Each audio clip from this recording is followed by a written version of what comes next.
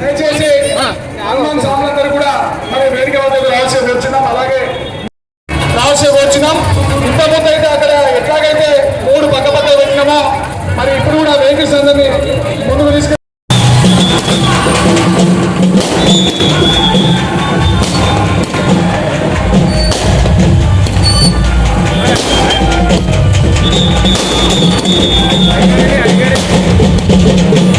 మీ అందరు కూడా చాలా అందరికి తెలుసని నేను అనుకుంటున్నాను. ఈరోజు మనలో ఒక ఐక్యత ఉండాలని చెప్పి ఈరోజు హనుమాన్ మాల వేసుకున్నాం. మాల వేసుకోవడమే కాకుండా 41 రోజు 21 రోజు 11 రోజులే కాకుండా ఈ పద్ధతి జీవితాంతం దేవుడు మనకు ఆయుష్ ఇచ్చినంత వరకు కూడా అదే పద్ధతిలో అదే మార్గంలో నడవాలని చెప్పి ప్రతిరోజు మనం హనుమాన్ చాలీస పఠిస్తాం. జై హనుమాన జ్ఞాన గుణసాగర జై కవీశతి లోక ఉజాగర అనేది ఓన్లీ ఒక మనం మాలేసుకున్నప్పుడే కాకుండా ఉదయం లేవగానే భూమాతకి లేవగానే తల్లిదండ్రులకి ఈరోజు మనం మాలేసుకున్నాం కనుక 41 రోజులే కాకుండా ప్రతిరోజు ఉదయం దాన్ని అలవర్చుకోవడం వల్ల ఏమైందంటే ఈరోజు ఎదురుండి మనకు శ్రీరాముడి హనుమంతుడి ఛత్రపతి ఉంది.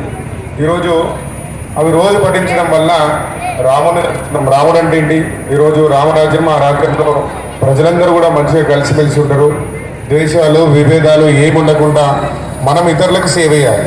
ఈ జన్మ అంటే ఏంటంటే మనం పుట్టడం అంటేనే మనం జన్మించడానికి తల్లిదండ్రులు కారణం, ఇంకోరికి జన్మనివ్వడానికి మనం కారణమవుతాం. ఒకరికొకరు సాయం చేసుకోవడమే ఈ మన జన్మకు అర్థం. అలాగే హనుమంతునికి తన బలం తన తెలియదు, ఎవరో గుర్తు చేసి తప్ప. అంటే మనలో ఎంత ధైర్యం ఉందని చెప్పి మన పక్కన ఉన్నవాడు చెప్తాడు, మనం కూడా అంతే ధైర్యం. ఈరోజు శివాజీ మహారాజు ఉన్నాడు.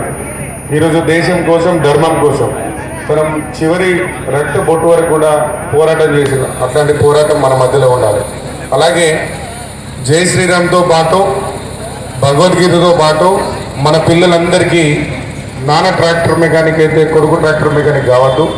జై శ్రీరామ్ భగవద్గీతతో పాటు మనందరం కూడా విద్య వైపు మన పిల్లల్ని ప్రోత్సహిస్తేనే ఈరోజు విద్య వల్లనే మనం ఉద్యోగస్తులమవుతాం. విద్య వల్లనే ఐఏఎస్లు ఐపీఎస్లు. ఈ దేశం నడిచేదే ఐఏఎస్ ఐపీఎస్ల మీద. చాలా మటుకు మొన్న ఒక స్వామీజీ వచ్చి మాట్లాడిపోయాడు, ప్రతి ఒక్కరి చేతిలో కర్ర పట్టుకొని సమావేశానికి బయలుదేరాలి. ధర్మం కోసం చేతిని కర్ర పట్టుకొని ఎట్లయితే బయలుదేరమని చెప్పిందో నా వంతుగా నేను కూడా ధర్మాన్ని కాపాడుకుంటూ ఒక చేతిలో కర్ర ఉంటే ఒక చేతిలో కలం ఉండాలి.